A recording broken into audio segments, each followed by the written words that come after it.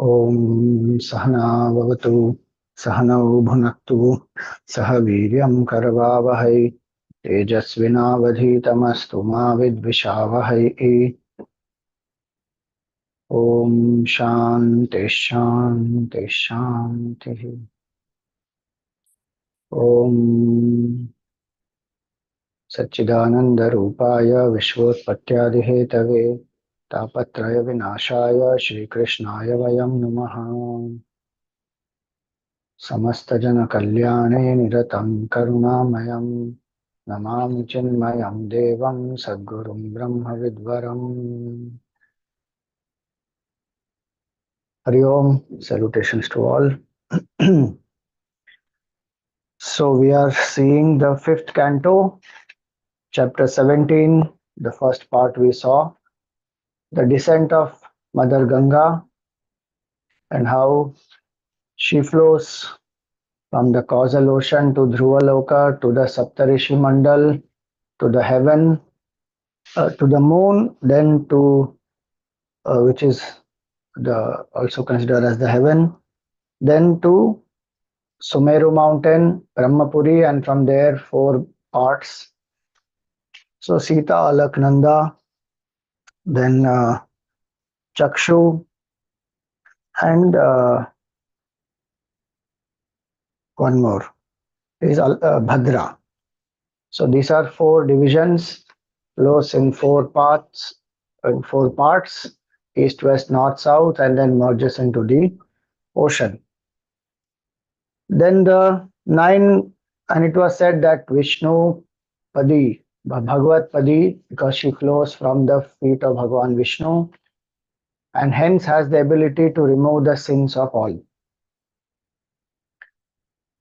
So in Bhakti literature, remembering Bhagwan is the best method to remove all sins. In that specifically Vishnu Bhagwan.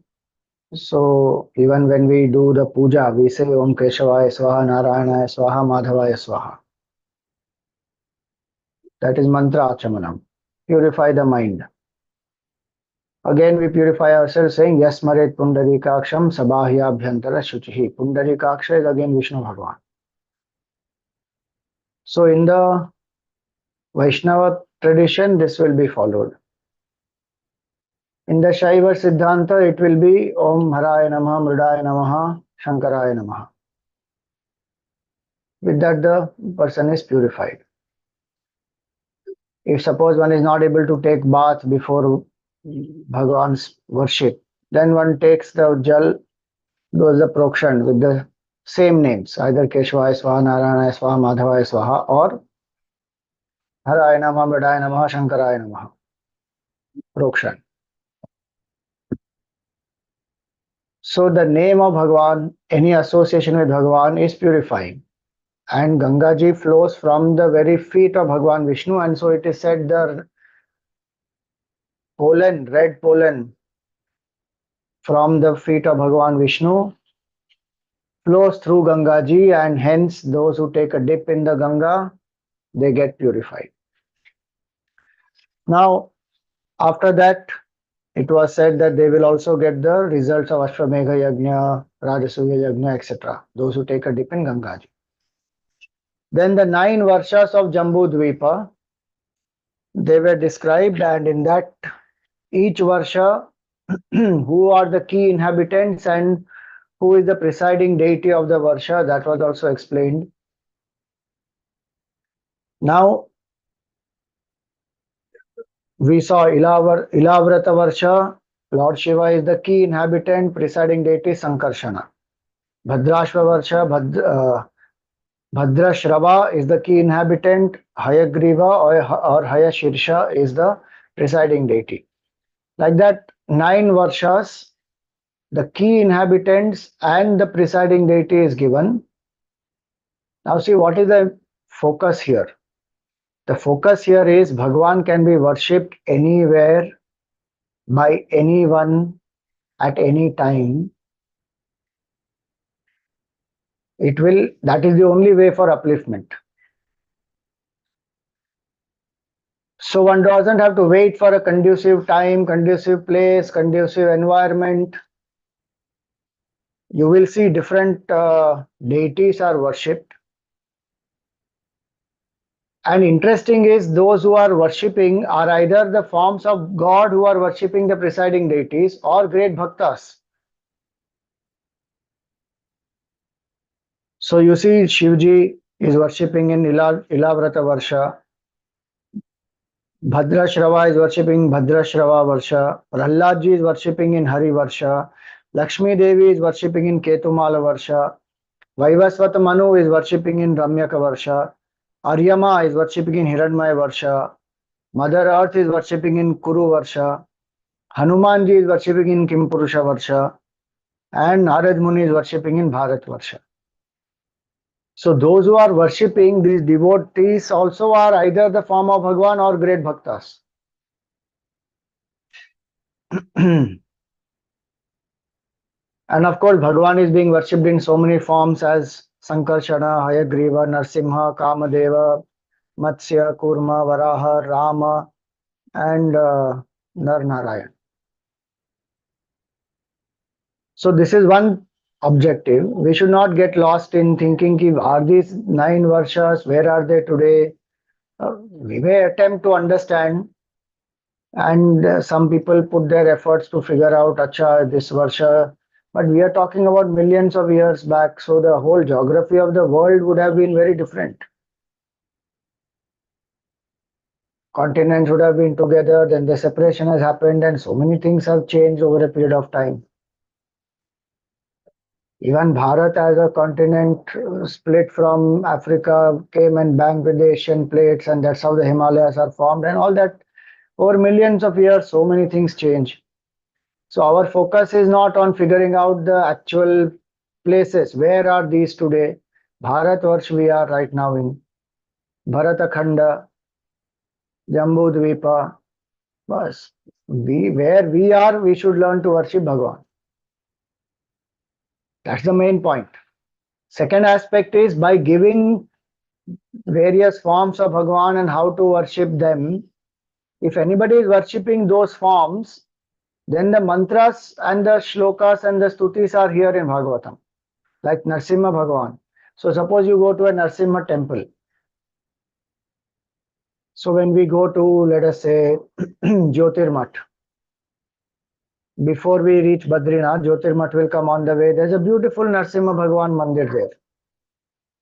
So if we go to Narasimha Bhagwan's mandir, then what is the stuti to be chanted? Which is the mantra with which we can worship? Or what is the japa that can be done? So that is there in this. One can use this and do the sadhana. And so now you will see here, each of these varshas, the inhabitants are praising the Lord in that specific form.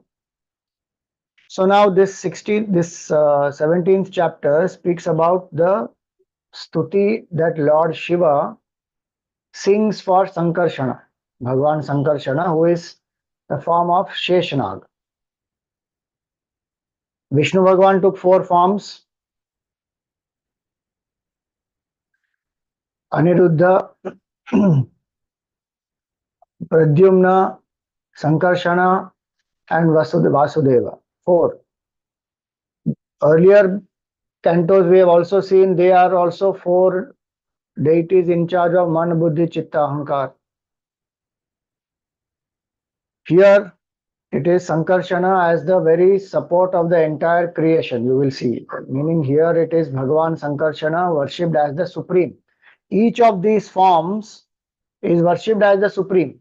Kurma, Matsya, Varaha, not as one specific avatar only, but as the very supreme creator, as sustainer, destroyer of the whole universe. So now in this Ilavrata Varsha, what happens? It is said the only male person is Lord Shiva. Mother Durga does not like any person, any man to enter into this Ilavrata Varsha. And if a man enters there, he will become a woman. About this, it will come later in the 9th canto. That time we will see. But This curse is effective in the place between Kailasa and Karavira mountains in Ilavrata Varsha, in the southern direction of Sumeru. Now, Lord Shiva is the only male there. All of them are the attendants of Mother Durga there. 10 billion attendants of Mother Durga. And Lord Shiva, what is he doing there? He is worshipping his source, that is Sankarshana Bhagwan. Symbolically, we may think about it as Shiva is the Purusha Tattva, the principle of consciousness, rest is all Prakriti. That is one aspect to understand. But here, specifically from Bhakti standpoint, it is Shivji who is worshipping the Supreme as the form of Sankarshana. So, he will explain this when we go further, that how from the Supreme Lord comes Brahmaji, from Brahmaji comes Lord Shiva, from Shiva all the Devatas, 5 elements, senses, the sequence of creation.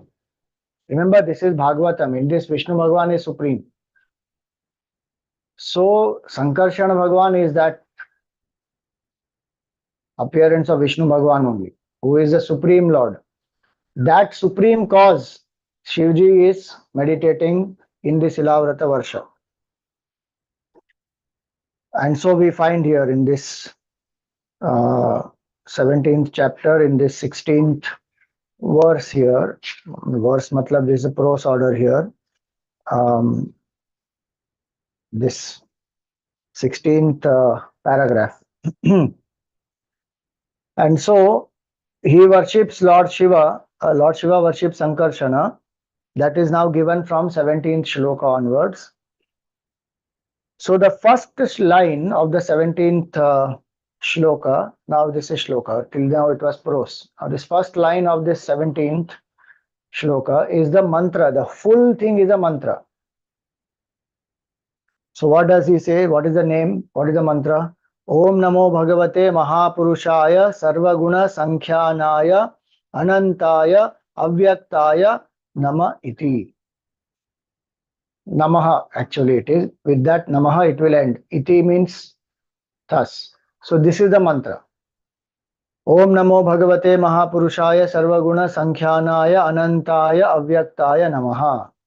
So if somebody worships Lord Ananta or Sheshanag as the Supreme, then this is the mantra to be chanted. What does this mantra mean? That my salutations to Mahapurushaya, the Supreme Purusha, meaning the pure consciousness. Who is that Supreme Purusha? Sarvaguna Sankhyanaya, the abode of all the divine virtues and qualities.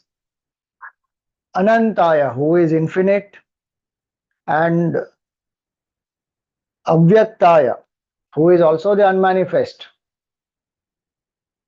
The creation comes through stages, unmanifest and then the manifest. And both these are from the Supreme. And so he says Sarvaguna Sankhyanaya, Anantaya, infinite, and Avyaktaya. Anantaya is infinite, Avyaktaya is unmanifest.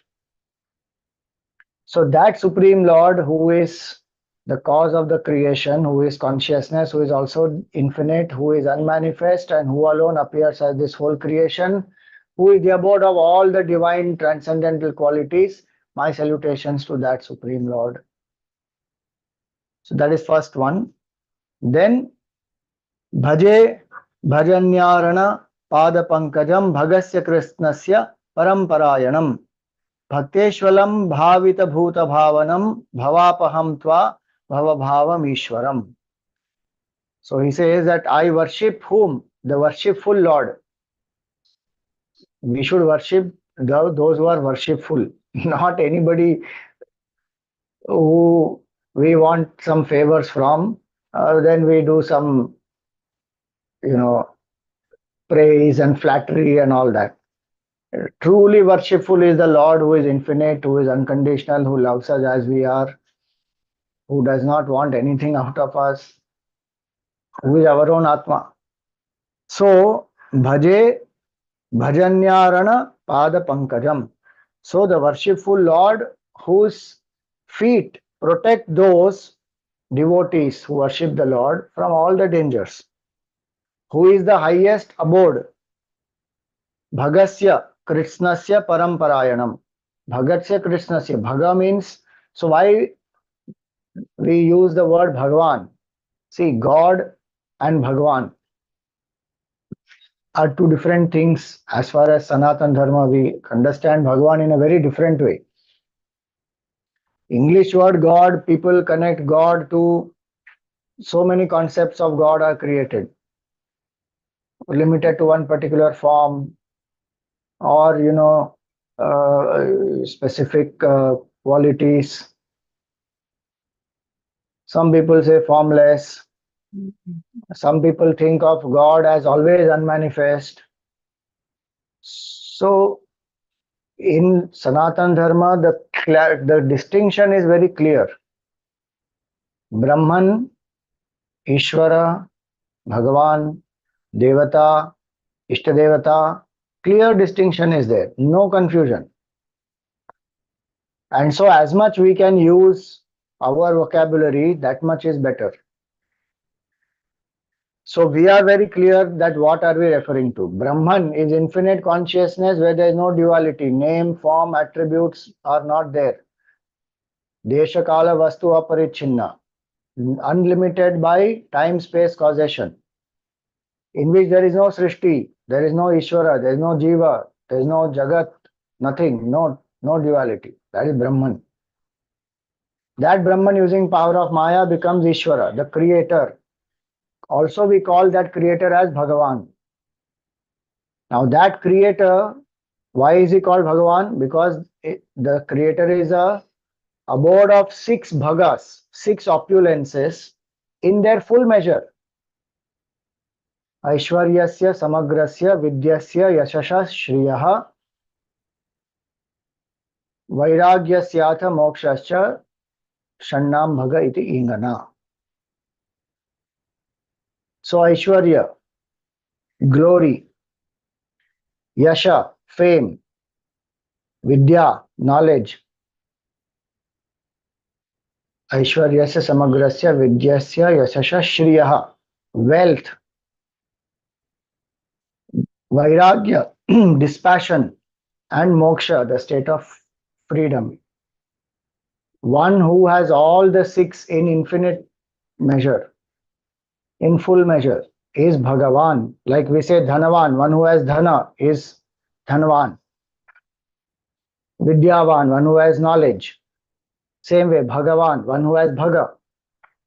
These 6, so that's why he says here that Bhagasya Krishnasya Paramparayanam, who is the abode of these 6 bhagas, the highest shelter of all the 6 bhagas is the Supreme. Then, who manifests different forms for the devotees and their satisfaction, and who stops the cycle of birth and death, who is the origin of the entire material creation. Bhavapaham tva bhava bhavam ishwaram. So Lord Shiva is worshipping Vishnu Bhagwan in the form of Ananta in this way. Then, although the Lord glances over the material world, he is not affected by it even to the slightest degree. That is the glory of Bhagwan. But we get affected, we have attachments, we get angry and all that. So he says, Ishe yatha no jita manyu ramhasam. But we cannot control the force of our anger. Therefore, who desires to control the senses, they must worship the Lord. Here it's in the form of a rhetorical saying that therefore, who desiring to conquer the senses will not worship the Lord. Meaning Bhagwan, who has controlled all the senses, who is not affected by anything in the world. A devotee who has no control over the senses, gets angry, upset, etc. One who wants the control, why will that person not worship Bhagwan? Meaning that's the solution. Anger comes to us, attachment is there, irritation, frustration, so many things are there in our mindset, in our buddhi. And when that anger comes, nobody knows. In Bhagavatam only so many prasang came. Dhruva also became so angry. After he had darshan of Bhagwan and everything, he came, he had anger and he waged a war based on that anger.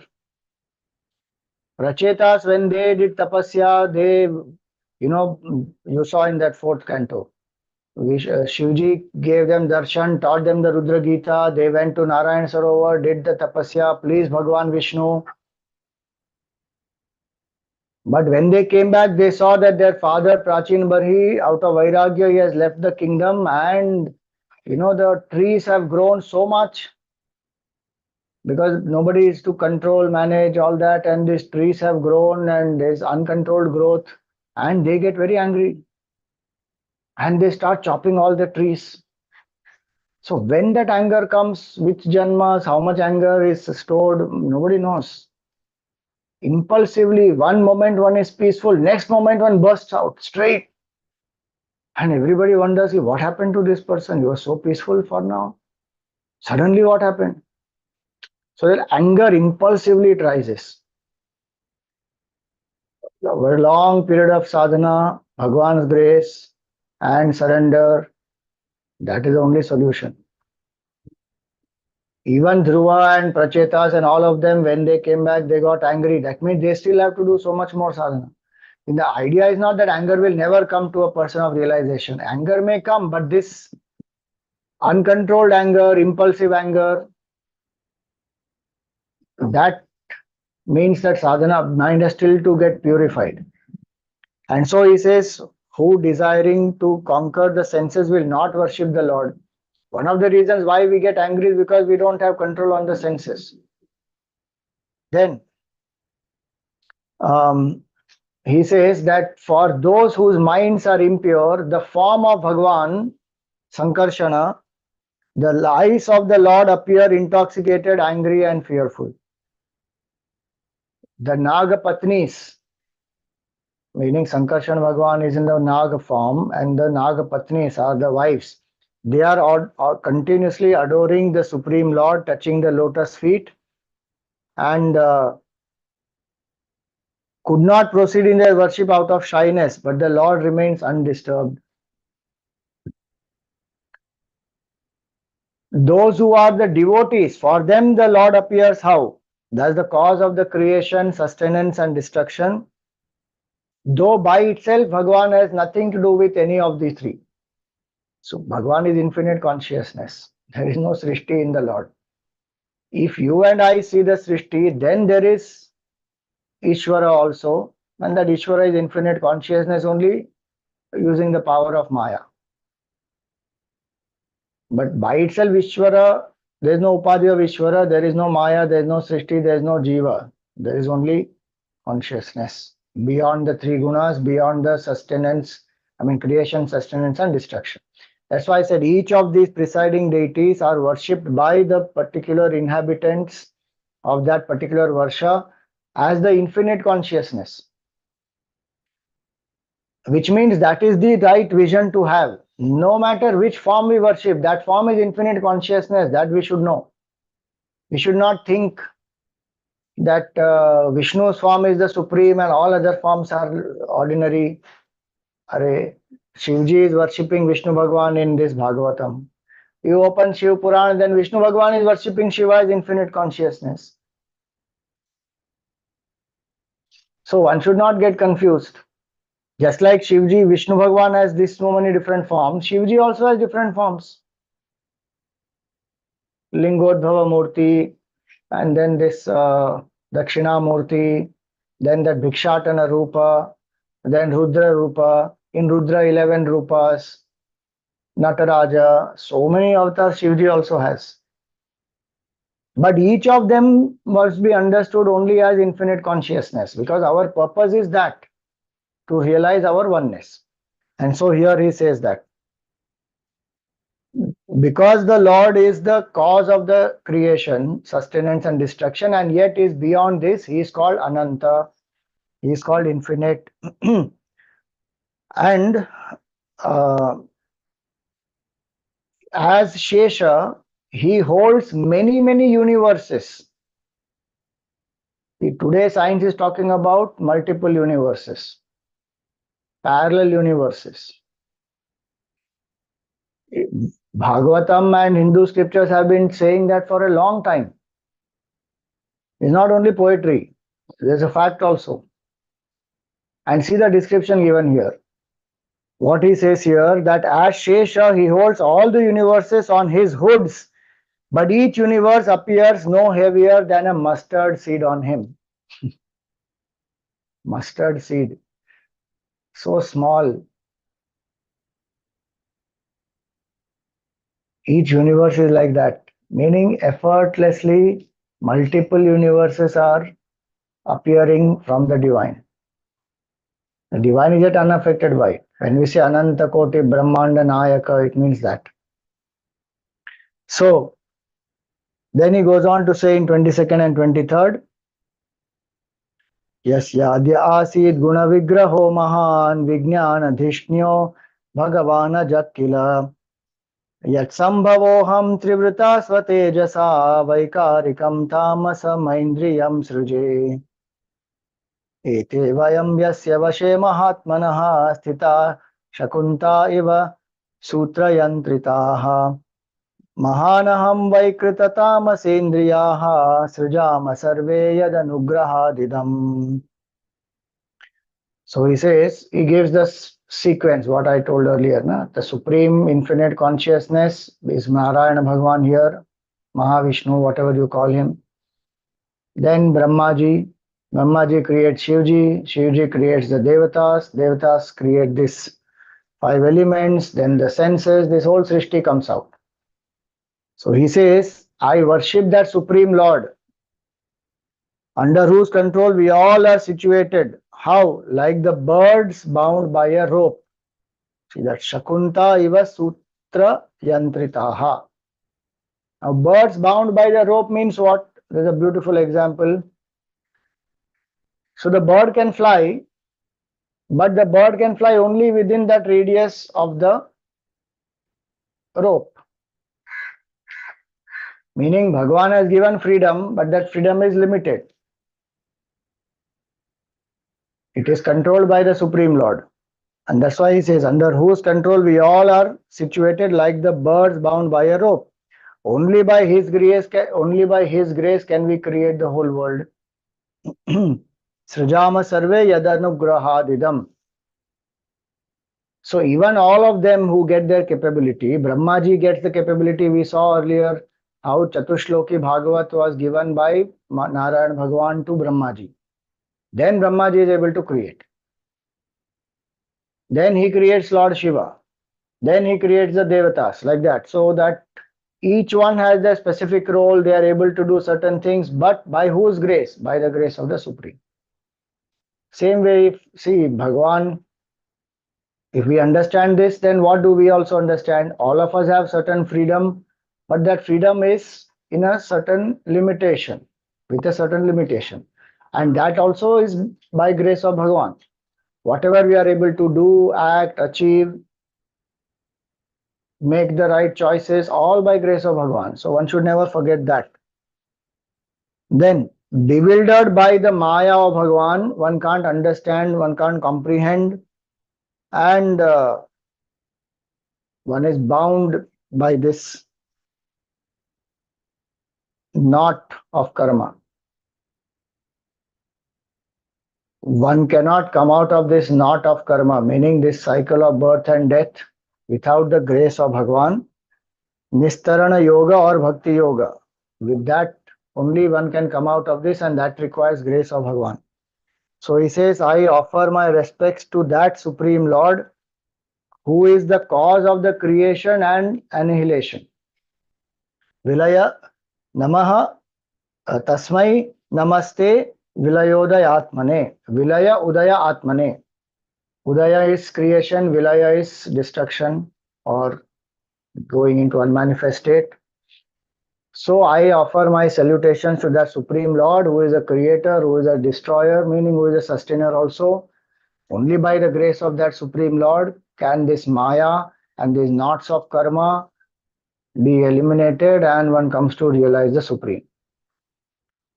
Now, this Vilaya Atmane also has a different meaning, that the one who is the devotee, for them Bhagwan destroys his Maya and makes that Jiva liberated. And one who is yet extroverted, yet not having that desire for liberation, has not yet surrendered, Bhagwan creates his Maya, creates more karma bandhan. Let the Jiva go through it and get fed up of it. See, the idea is not that to the devotee Bhagwan is partial and to others he is making them suffer. The idea is compassion is there for both. Like a mother, if the child is happily playing with the toys, the mother encourages the child to play. But if the child says, no, enough, I played, now you lift me up, I want you alone now. So the mother will lift that child. It's not that to the child to whom mother is giving the toys, the mother is being unfair and being partial to the child who seeks the mother. To both of them. So if somebody is living an extroverted life, that is their karma. Bhagwan says, Tathastu. Go ahead, enjoy, see the whole world, go through nice kicks also will come in the world. Go through the ups and downs. At some point, out of compassion, Bhagwan will only bring this satsang, and that slowly that person comes to realize, ki, what am I doing? Where am I? What is my true nature? All that. So now, this particular chapter ends here. That is 17th chapter. So in this Ilavrata Varsha, Shivji is worshipping Sankarshana Devata in this way. Now, in the Bhadrashva Varsha, this Bhadrashrava is worshipping Hayagriva, also called as Hayashirsha. Hayagriva, Hayashirsha means one who has a head of a horse. Hayagriva, Griva is a neck, means the head of a horse. Hayagriva or Hayashirsha mean the same. So in this Bhadrashva Varsha, this is the next chapter here, 18th chapter.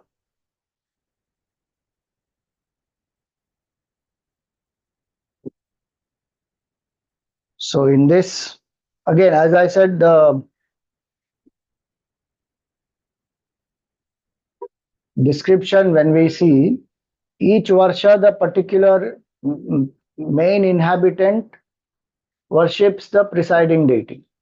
So in this Bhadrashva Varsha, Bhadrashva, the son of Dharmaraj, accompanied by other residents and his servants, worships Lord Hayashirsha, the director of all religious principles.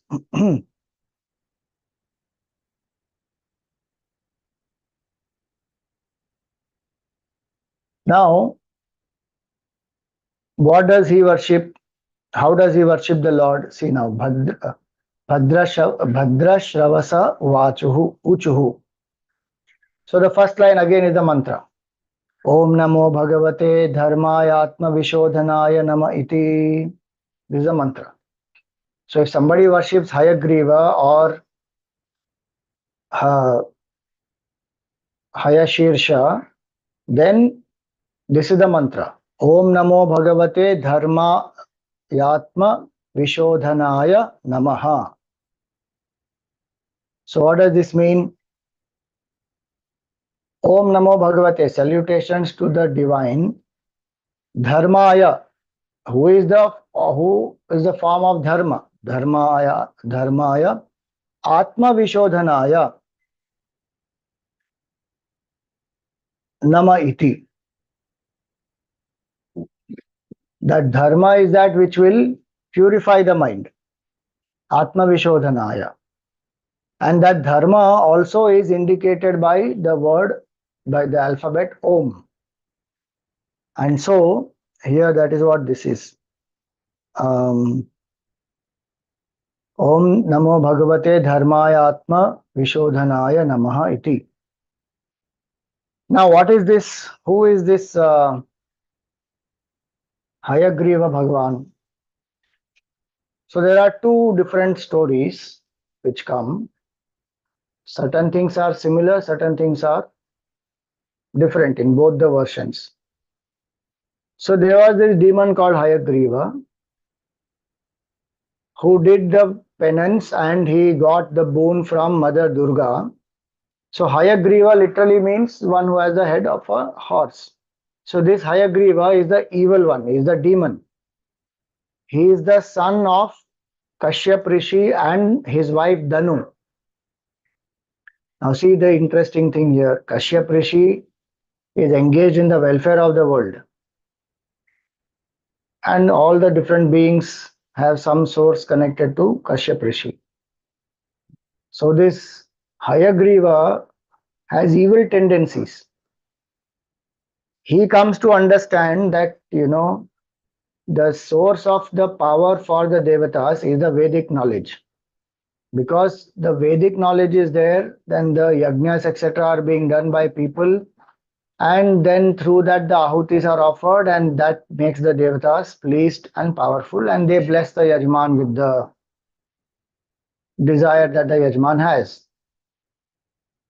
Now he wanted to become more powerful than the devatas also, and so he prays to Mother Durga and he gets the boon that only someone who has the head of a horse should be able to kill him. See, the demons, they go on coming up with innovative ways to get immortality. One very interesting thing is that. So this demon, he feels that head of the horse nobody else is having, only I am having. So I become invincible. So he starts, he's very arrogant. So what does he do? He thinks that the source of the power of devatas is the Vedic knowledge. So he steals the Vedas from Brahmaji. And when the Vedas are stolen, naturally that knowledge is not available to people, and then the devatas can't worship, etc. There is a lot of chaos in the creation. So they pray to Bhagwan Vishnu. And so Bhagwan Vishnu, in this first story, we know very clearly that Bhagwan Vishnu is born in the form of he comes in the form of a small fish, and Raja Satyavrat Manu, when he is doing his ablutions in the morning, offering the Sandhya, in his palm, one small fish is there. So the whole Matsya Avatar story, all of you know, so I'm not going into the detail of that. And Bhagwan, through the Matsya Avatar, Matsya Narayan Bhagwan he is, and so he kills Hayagriva demon and restores the Vedas, and Brahmaji gets it back, and it is given to the Srishti, and the whole Kalyan of the whole Srishti happens. This is one story. But the second story is, because he got the boon, so it is said that when Hayagriva stole this, so in the first story, the boon is not there actually. He steals the Vedas from Brahmaji, and then Bhagwan takes Matsya Avatar and he kills him. In the second story, he has got the boon from Durga Devi that only a person who has the head of a horse will be able to kill him. So what does he do? He steals the Vedas. Now Brahmaji, it is said Vishnu Bhagwan was lying on the Ananta Shesha, but his head was on the string of his bow. And so Vishnu Bhagwan as though created some termites which ate up on the, the wood with which that bow is made, and the string broke. And when the string broke, it cut the head of Bhagwan Vishnu. And they then implanted the head of a horse on it, and that is the Hayagriva avatar. And that Hayagriva avatar then went and destroyed this demon who is Hayagriva. And so this avatar of Bhagwan Vishnu is called as Hayagriva, who restores dharma. And even today, lots of places people worship Hayagriva avatar, especially on the Raksha Bandhan day, Shravan Purnima day. They celebrate as Hayagriva Jayanti. And before any educational project is undertaken, or and anything to do with education, when it is started, Hayagriva Bhagwan is invoked. So that Hayagriva Bhagwan is being worshipped here by this Bhadrashva, who is the son of Dharmaraj. So Hayagriva Bhagwan restored dharma by restoring the Vedas, and so Dharmaraj's son Bhadrashva is worshipping this Hayagriva Devata. And so what does he say here? So now see, that story basically is what? When the Vedas are taken away by people who have no proper clarity, understanding, they can misinterpret the Vedas, they can destroy the knowledge of the Vedas. In cycles of creation, this keeps on happening. Where the Vedic knowledge will come into prominence, again it will get into residence, and again it has to be revived and brought back to prominence. So Bhagwan does that job. Dharma samsthapanarthaya sambhavami yuge yuge. And so Hayagriva Bhagwan is worshipped as the one who restored the Vedic knowledge. And so here it is. Om Namo Bhagavate Dharmaya Atma Vishodhanaya Nama Iti. Dharma is that which will purify our mind. The one who restored Dharma, and through that who helps to purify our mind, and through that we come to realize the truth. Why should I purify the mind? Why should I follow Dharma? The idea here is Dharma is the means to purify the mind, to realize my Swarup Dharma, that my nature is Brahman, my nature is Sachidananda Swarup Atma. And so that is the mantra for Hayagriva Bhagwan. Aho vichitram bhagavad vicheshtitam dhrantam janoyam hi mishanna pashyati. So he says here that alas, how wonderful is this Maya. See, dhyayanna sadyarhi vikarma sevitum nirhatya putram pitaram jijivishati. This is see the wonderful Maya. Then Bhagwan's Kritya it is that the materialist is very foolish. Though the materialist is seeing that everything in this world is perishable, yet one is running behind it. And though seeing the death is there, everything is changing, yet as though one is not seeing. What is the example given here?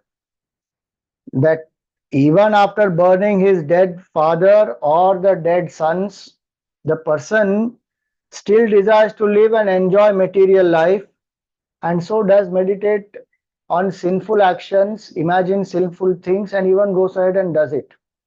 Meaning, even though one is seeing the death of the closest ones, like the father, or sometimes child is dead before the father, and the father is doing the Agni Samskar of the child, or the child has done the Agni Samskar of the father. Yet, when one has seen death so closely, still the power of Bhagwan's Maya is such that one is still seeking the worldly enjoyments, and for that doing all adharmic actions also. So he says, Bhagwan, you please protect us. You are the abode of Dharma. You are the one who helps to purify the mind. You please protect us, and may we abide in Dharma, because Maya is very powerful. For some time when we see death, we see somebody has passed on, especially our near and dear ones, we feel dejected, devastated, depressed. And yet what happens? After some time we are back to the old ways. Again indulging, enjoying, forgetting the Supreme. Nothing wrong in enjoying by itself, but forgetting Bhagwan is the problem there. So he says here that even the so-called wise ones, they can get affected by Maya, then what to talk about ignorant ones? Next he says that even learned sages who are advanced in adhyatmic knowledge, vadanti vishwam kavayas manashwaram. Kavaya means wise people here. Kavaya does not mean poet here only. Kavaya means a wise person. Very wise people also. Vadanti Nashwaram, Pashyanti. They see the world as perishable. They even speak about it. And Cha Adhyatma Vido Vipaschitaha. They are knowers of the supreme truth also. Meaning they have studied about the supreme truth. They are very learned. Vipaschitaha. Tathapi muhyanti tavaja mayaya. Still they are deluded by your maya. Suvismitam krityamajam natosmitam. And so your maya is very illusory. It is most wondrous. I bow down to you. You please save me and protect me. Even in the Gita, Bhagwan said that Daivi Hesha Gunamayi Mama Maya Duratyaya. My maya is very difficult to cross. Mameva ye prapadyante. Those who surrender to me, Maya metam tarantite. They go across this Maya. Mayapati only we should go and seek his refuge, Baba. Is Maya with our Purushartha, how much will we do? We are all products of Maya already. Identified with the BMI, of course. Identified with the BMI, we are products of Maya. That BMI only identification has to be dropped. How that will happen? Surrender to Bhagwan. So he says, your Maya can't be crossed by our ordinary efforts. That doesn't mean we don't do sadhana. All our sadhana is to surrender to Bhagwan, saying, Bhagwan, you are the Karta, you are the Dharta, you are the Harta, I am zero, I am nobody. Let thy will be done. And I keep remembering Bhagwan. Keep accepting life as it comes with Prasada Buddhi, do the duties with Ishwar Arpana Bhav, and live the life in this way. Then only, otherwise we may be very learned. The examples given here are for those who are very learned, intellectually having knowledge also, yet Maya is very powerful. Meaning, all the knowledge, etc., must help me to surrender to Bhagwan. What is the point of all knowledge if my surrender has not happened? If I don't have bhakti in my heart, if I don't feel love for the Lord, if I don't feel horripilation, just remembering the name of the Lord, form of the Lord, understanding His glory, His karuna, His compassion, what is the point of all knowledge? It is useless if it doesn't bring this much of bhav and purity in the mind. And that's why he says even learned people get bewildered by your maya. So I offer my respects unto you. Just give me a minute.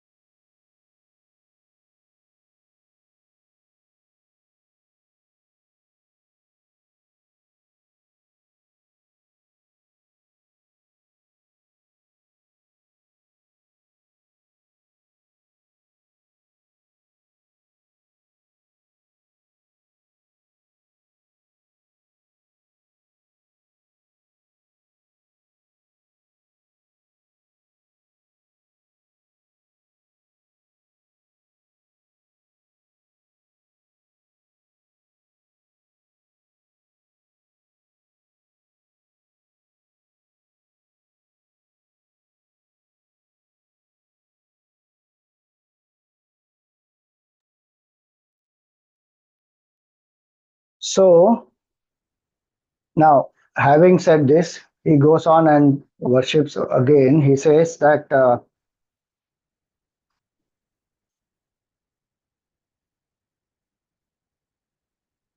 Vishwodbhavasthana Nirodha Karmate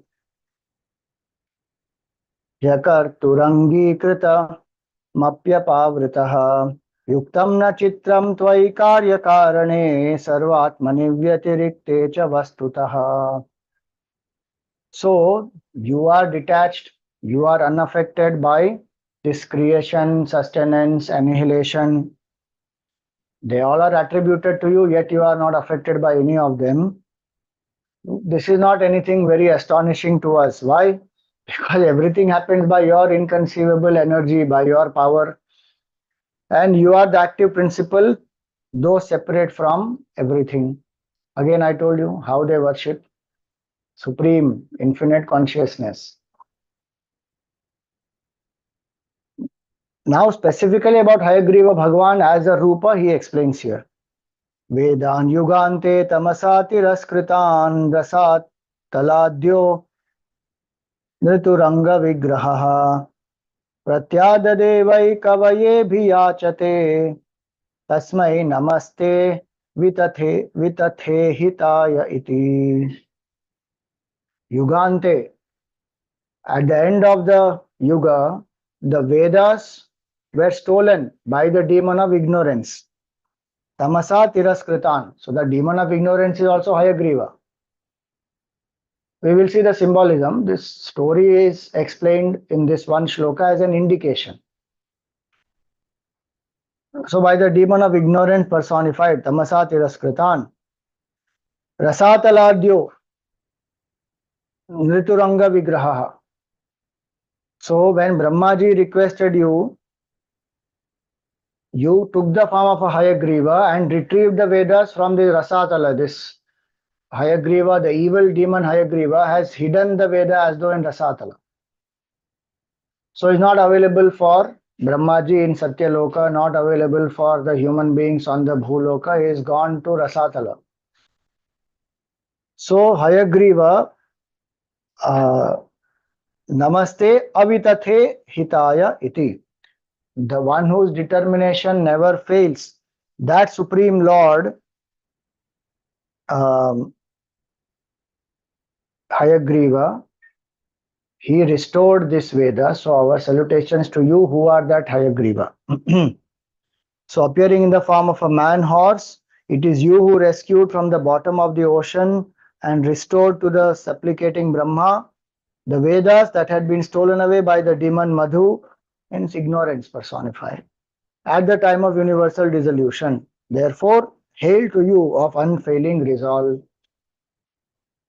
So this is the second varsha and this is the Bhadrashva's prayer.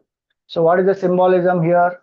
This is the Guru Rupa, where ignorance is destroyed by the right knowledge and right understanding. And Brahmaji, from him the Vedas are stolen, taken to the bottom of the ocean or taken to Rasatala. Meaning what? Drowned. So the knowledge, when it is not there, as though knowledge is drowned, sunk to the bottom, then all actions will be out of adharma, selfishness. Because to know dharma, we have to study the scripture. Dharma jignasamananam pramanam paramashutihi. Paramam shutihi. Pramanam paramam shutihi.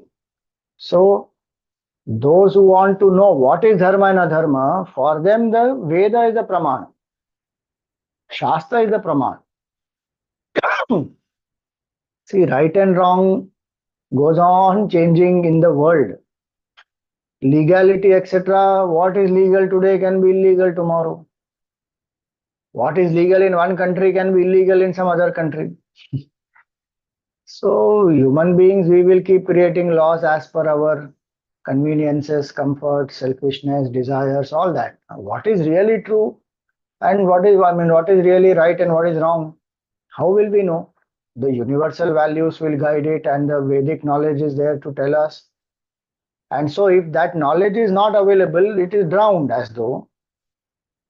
Now it is drowned need not only mean it is drowned literally. No? Today, how much Vedic knowledge do we have? We don't know what is written in our Vedas. We have not gone through it, we have not opened it, we have not read it. Even so, the essence of it today, there are at least books available with whatever Vedic knowledge, so much knowledge which was available has got destroyed, burnt. Invaders destroyed it. People have attempted to save it with their lives. They have sacrificed. So many Brahmanas, Kshatriyas, many others have given up their lives to protect even whatever is available today. 10% is available, it seems. That also we have not read. So it is drowned. Hayagriva is the one who brings it back, meaning who revives the Vedic knowledge. And revival of Vedic knowledge meaning revival of that way of living, Vedic way of living, where we live with this beautiful principles of oneness, that everything is one. Vasudhaiva Kutumbakam. We live with the principle of surrender to Bhagwan. We live with the principle of dedicating actions to the Lord, with the principle of Panchamahayagnas. You know, we live with that ashram vyavastha, varnashrama dharma. How beautiful, and even today we can live it. Nothing we can't. Shodasha samskar, 16 samskars. We can live all these values. We can do our Gayatri Mantra Sandhya, morning, evening. We can do our Upasanas. Nobody prevents us. Only we have to get the knowledge and live that. Revival of the Veda means that. So Hayagriva Bhagwan, of course, at that time he did that. But whoever helps in revival is a form of Hayagriva avatar only then.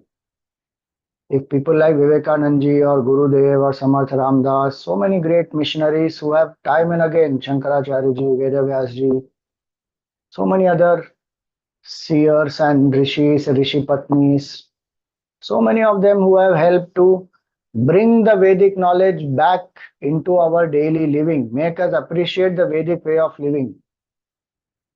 Vedic way of living does not mean only externalities. It means that internal mindset. That one has to live. That is a revival. And so 2 varshas we have seen. 7 more varshas to go in each varsha how Bhagwan is worshipped. So that we will continue in our next satsang. For right now we will stop. Any questions for today?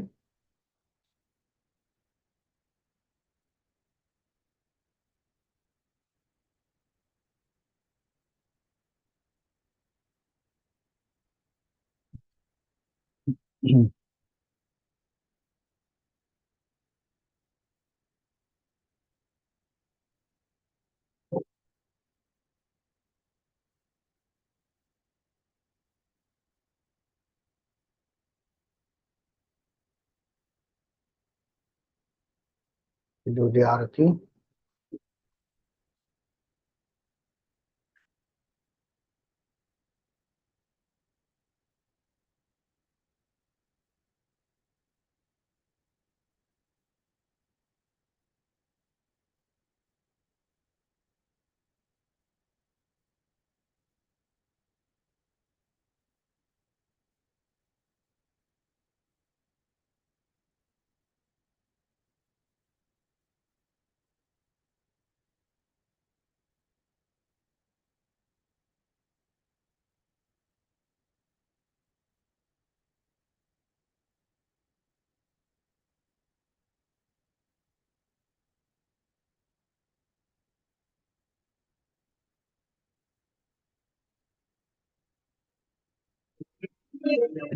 मंगलयाति प्रिय प्रीतमति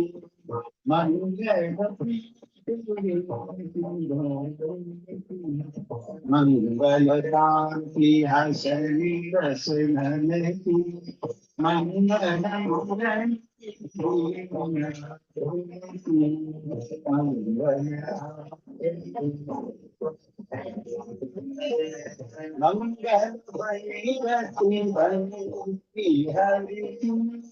मंगल सेवा सब सरस्वती मंगल शिव चंद्रिका मंगलती मंगल सगुण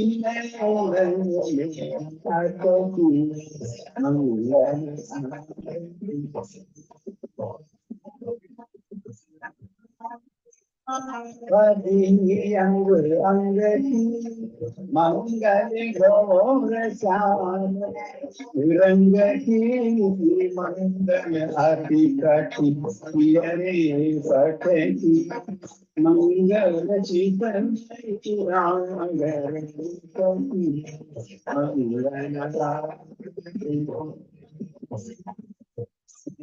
मंगल शोभा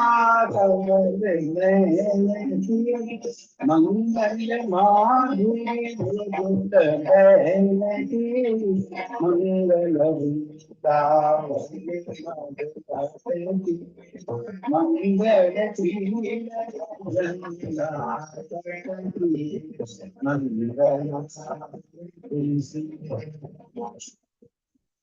मंगल चरण अरुण करुवन मंगल करणी भगति हरिजन मंगल सुगल प्रिया मंगल श्री राधाई मंगल आरती प्रिया मंगल प्रीति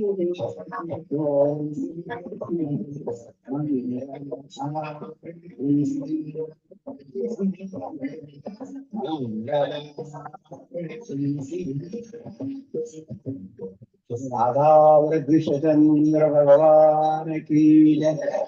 ओम तत्र सूर्यो भाति न चंद्र तारकम् नेमा विद्युतो भान्ति कुतो यमस्मि तमेव भान्तमनुभाति सर्वम् तस्य भासा सर्वमिदं विभाति। सद्गुरुनाथ महाराज की।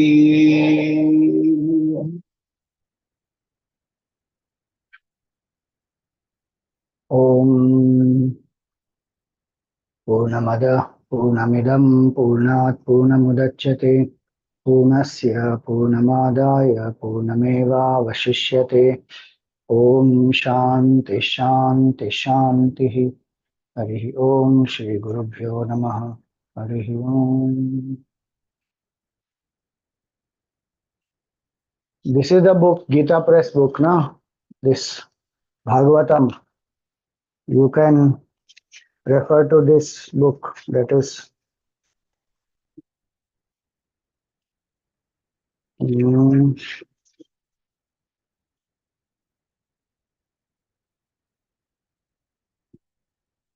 this is book code number is 0564. Srimad Bhagavat Mahapuran with Sanskrit text and English translation. 0564. That's the name of the book. Om. Thank you very much.